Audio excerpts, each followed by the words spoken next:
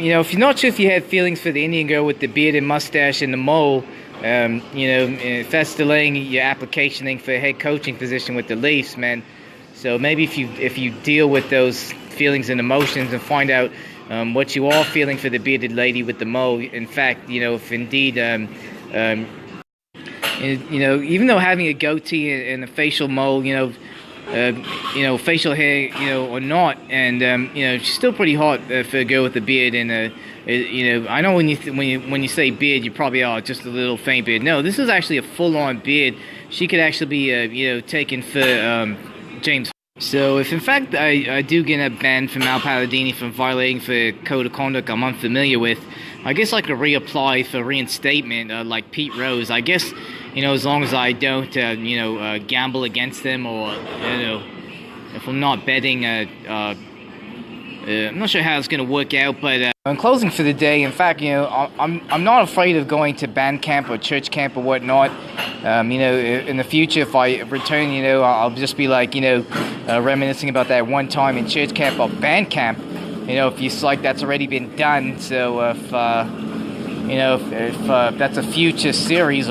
Actually, one time the church requested me joining youth choir, so I kind of thought, being 27 at the time, I wasn't really age appropriate enough for youth choir.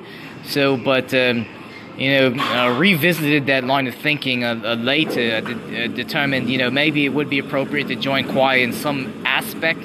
So if I did join the church choir, youth or adult, I guess I could come back with a series, talking about that one time in choir practice, or that one time, that type of thing. If it would have a similar effect, or eventually they would ship me off to band camp or church camp for violence.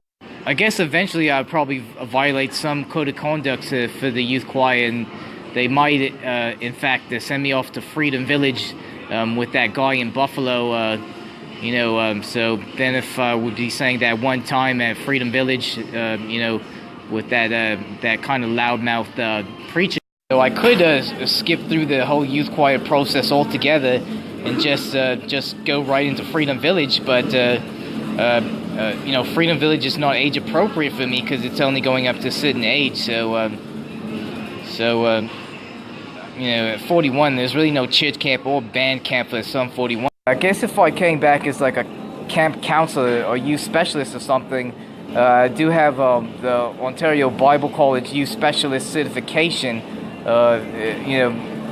There's no real renewing for that. So, being a unified youth specialist, so I guess I do remember one time in the old prayer palace on Jane Street, I think it was 9301 or whatever, 16. Did the Romans Road course, the course to certify you to be able to be working at the altar or leading someone to the Lord using Romans Road or scriptures. Again, I don't want to work my Samsung A5 too hard, so running out of battery now 3%. I don't want to fry any internal combustion parts, or that one time I worked my Celeron so hard it fried the motherboard. I don't know if it was a surge from a lightning storm or whatnot, but I'm not even sure. I keep getting these calls from far away, all these different places in the States. I don't even know if someone even mentioned it might be Dr. Dre calling me to do some doctoring to my CD, so when you play it back in reverse, it says "Worship the Devil" or something. So, this might attract, a broader audience of some sort. Just curious, like, how do social media, outlets, how do they afford to store all this data? Like, I heard people using terms like store it up in the cloud and stuff, but I believe they store it up on physical devices or hard drives. And you hear about recently MySpace deleting like years of songs. Essentially, I want to know if we should, if we should work on maybe making less to reduce costs on social media outlets, storing material for us, or something like this. So. Or if we're in the end zone, to make a big splash or impact, or if we could, kind of be moderate to some extent, and then make the impact, kind of punch in, punch out type thing. So bang bang pop, but then bring it back to normality. Essentially, the hard drives, are they renewable resources, or are we going to eventually run out of space in the world to store all the media that's going to accumulate from now, for the next 50 or 60 years? So if we should cut back on material makeage for the time being until we know if we're able to... Or if someone dies, if they leave in their will, do we delete their material or their ledger or whatnot, or is that kept, forever? Or if a person puts in his will, if he wishes all his digital media, all his digital files to be deleted, or do we pass them on or include them in our will to pass down? I was driving, I'm not used to having this type of thing on my car. I looked around to the left.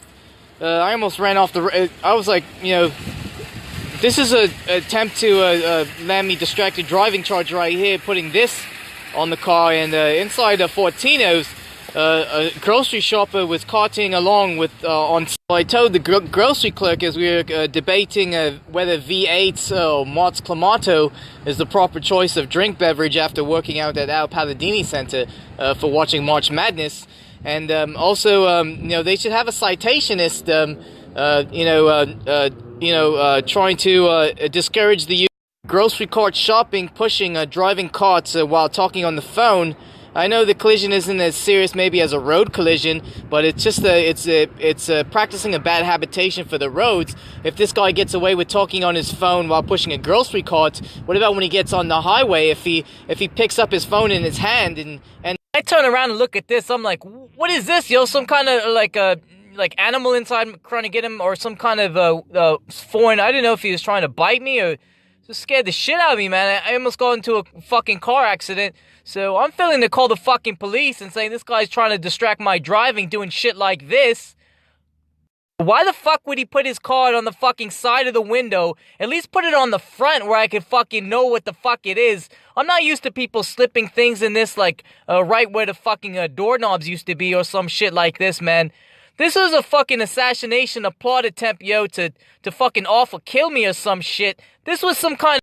I think this was put here by a politician or a political party member that considers me a threat in politics and was trying to distract me when I turned my head and have myself killed or in a car accident and have me lose my grip and, just go off on some random person and end up, If I'm starting to trip and losing my grip, is this how I want to go out with a card on, on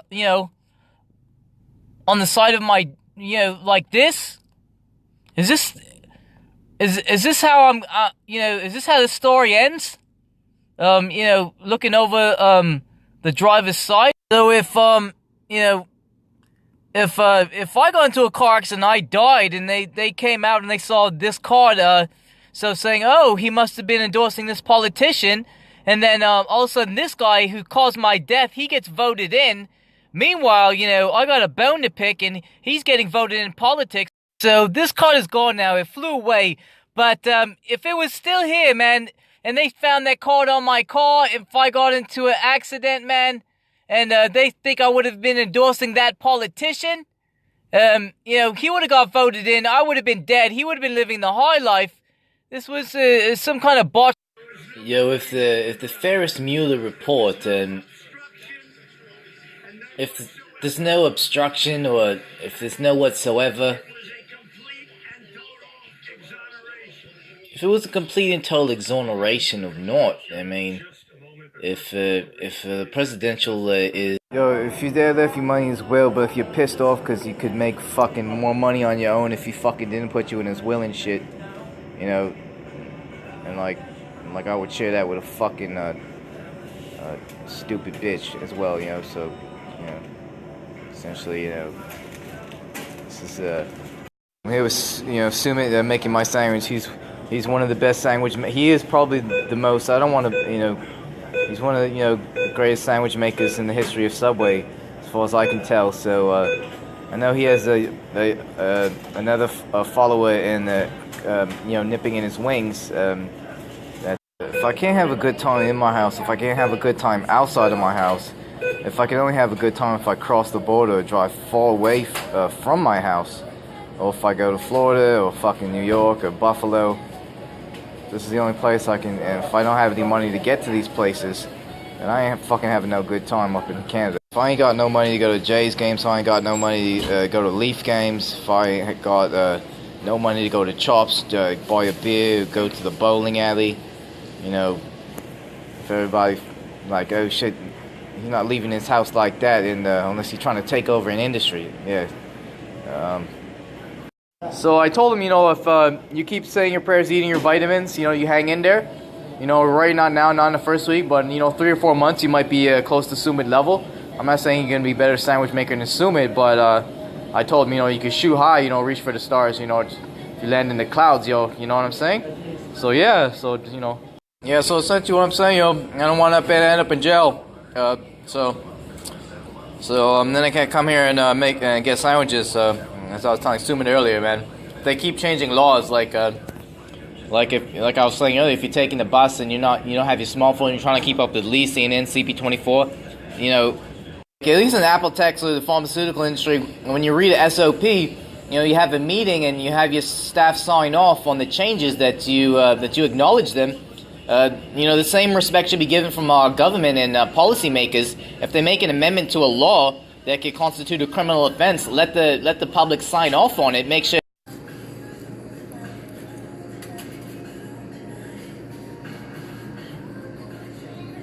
You know, sometimes in life you miss your shorts, but you can go back, you can take up your paper roll, and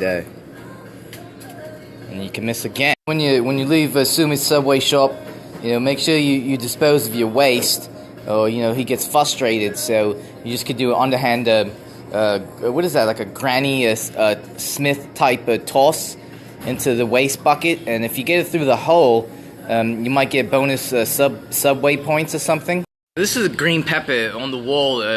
Well, it resembles a green pepper of some sorts. So if you go to the grocery store, if you pick up green peppers, if you're pushing a grocery shopping cart, if you're on your phone, if you're pushing a cart distracted, you know, if I wasn't the one who... I just told Raul he could be somebody someday, but if he would at least reminded me to take my my Timbit that I ordered earlier, that would have been even more phenomenal of Raul. But since, you know, Raul's new at this location, you know, won't razz him too much about that or whatnot. So essentially, Raul got me so excited about his phenomenal abilities behind the registers at Tim Hortons, and I got so excited to endorse his abilities and hype him up that my Timbits were left right there, counterside. So, yeah, I know this is not how Raul would want to be remembered. It's somebody that got me so into, so focused on endorsing him that my Timbits were left behind. But sometimes this happens in life, man. Sometimes the only way to advance is leaving a couple Timbits behind at the register, but you can always... sometimes in life you got to leave a couple pair of chocolate Timbits glazed by at the counter, just so you can come in through the front door and you know, you can essentially retrieve your Timbits if they were left at the register and continue on, and you know, essentially you can carry on. Nothing really matters unless you know. If you come in, if your brains are, you know, scattered, or you know, if you know, you've been flattered way too much, if they're overdosing you on flattery, you know, and draining your...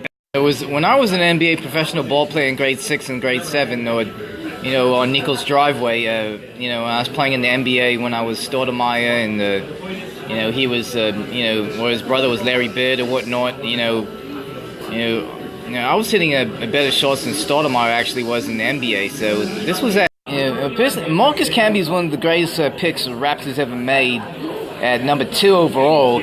Actually, the Raptors won the lottery that year. They should have been selecting Allen Iverson. However, the rules stipulated that an expansion franchise could not win the lottery that year. So I'm not sure why you know, the Knicks gave us the hell. They gave us Charles Oakley and took away our sunshine, our only sunshine. You know, He made us happy when skies were gray, and they gave us, the gray-haired, gray-bearded Charles Oakley of some sort, saber-toothed tiger, if I may. And you might be able to say that to the Leafs. If the Kings took away three rays of sunshine and Dizzy, Gunderson, and the first-round pick. That's like LA needs more sunshine in California. Like, we haven't had a cloudy enough winter up here, right? So Canada on the whole lacks entirely too much rays of sunshine. There's not enough rays in Toronto. I mean, if you go to Florida, you have the Tampa Bay Rays and or whatnot. If you go to California, you have the Kings. You have the Dodgers. You have Lakers. With the Laker girls, and essentially, I'm the only ray of sunshine in the whole fucking country of Canada. So essentially, I feel like I'm being held hostage here and can't even leave the country of some sorts, because can't really have fun outside the house or inside the house. It seems only when I cross the border that's when I'm allowed to let loose. The last time the Leafs had any playoff success, I wasn't even in Canada. I was in fucking Florida, in my cousin's condo apartment or whatnot in Hallandale, Florida. And then I found out my homeboy from my old high school, he's the one that screwed them over, Jeff O'Neill. So I'm not even sure, what Jeff did. I was in Florida, so being the same age as Jeff O'Neill, or he's 1 year older or whatnot, man. I remember Neto telling me, Jeff's gonna be the next Eiserman or whatnot. So it was no surprise him being picked number 1 overall in the OHL draft by Guelph Storm, and then going 5 to Hartford. They playing Backstreet Boys here, man. This was like way after my time, man. I was like an old 20-year-old when they were coming out, man. I go way back. New Kids on the Block, the original boy band. With who's that guy that formed. Essentially, I'm fucking old as fuck, 41, and every time I go to the fucking liquor store, man, they want to see my ID. So it's like, stop overdosing me on this skunt shit, It's really fucking frustrating, man. Treat me like I'm fucking 41, man. I'm not fucking of age to be fucking carded. Card these motherfuckers, man, and essentially it's these punk underage kids trying to buy liquor, man. They're pointing their fingers at me like, look at him. So it's like I'm running the decoy from them, like I'm the one with fake ID and shit, man. So they can get their liquor underage and shit, man. And I want some strange funny lady looking at all my private information, where I live and all this, from the liquor store. Essentially, I don't need these young people for anything, man. I don't need their support. I don't need them watching my videos, buying my material or whatnot, man. I'm fine appreciating where I'm at in life, man. So I'm really not trying to fiend for anyone's support. I'm not begging for their assistance in any way, shape, form, or manner. So I don't even need to come into Tim Hortons, man, see their faces smiling, turning this direction and shit like that, man. I don't need to see if they fucking amused by fucking shit I'm dropping in my Samsung A5 and shit. So just fucking concentrate on what the fuck you're doing. Don't try to distract me from the shit I be popping, because you could distract me all you want, but I still get shit done in comedy, mad. So essentially, you could distract me all you want, You're just adding fuel to the fire, Maybe it makes, So, and if they, whatever. So, you persevere in life, man. People throwing darts at your face. People, they want to throw a distraction at you, man. You can knock that shit. Essentially, I'm an expert at turning girls down, so I've been turning them down my whole fucking life without even saying a fucking word to them. So I know how to fucking walk away from shit. I'm not like a fucking college American student that fucking can't say no to nothing, and just get distracted and end up being a fucking retard. So essentially, I don't like kids. I don't even like young people at all, man. So I don't even want my own kids, I do in a sense, but I don't like other people's kids, man. So I don't know why they're pushing their own kids on me. I guess they don't like their kids either. I guess no one essentially does like kids, but we were forced by society to act like we do. Essentially, all the kids out here, man, they just so immature, man. They're not even close to my level of maturity, man. So it's like, whatever, man. So, they're just, immature. So, don't flatter me with your immaturity, man. So what can an immature young person offer me in reality, So an immature young person has nothing to offer me. So why should I even be forced to be around them or spend any time around them when I could be on my own, progressing more, getting more things done, getting more accomplished, watching my weight. Like I find like girls like 9 and under, they're actually more mature than teen girls in this city. So it's like once girls hit teens, then their immaturity levels spike, like a glycemic index of some sort. So I don't know what happens to them, after they pubertize themselves or what. I guess I conclude this by saying, once girls hit puberty, they become extremely immature, and you just don't want to be around them at all. And it's like it's like they start getting itchy and whatnot. So it's like you don't want to be like itchy and scratchy or itchy and scratch me and whatnot. So, once they hit high school, they feel like they're getting old, so they want to get everything in before they get older and pregnant or whatnot. So still maybe they get a little bit more mature in college or university, and then maybe after that they settle down. So and stop the rage. I guess that's part of teenagers have raging hormones, so they're raging. So I don't know if they're raging against a machine. So if I'm considered a machine, if they're raging against me and they're trying to kill me and have me off because they think I'm a threat to all these industries and so essentially at 41 my hormones are not raging. So it's not really I'm not deserving of teenagers to be raging against me. This is unfair. This is rage against non-rage. So this is just entirely outrageous. And so this phenomenon of if I come to you in a non-rageous state, and and all you're giving me back is rage, I'm like, and non-rage means coming calm, cool, and collected, and you're giving me rage back, encouraging me to be as rageous as you to cover up for your sins and your downfalls.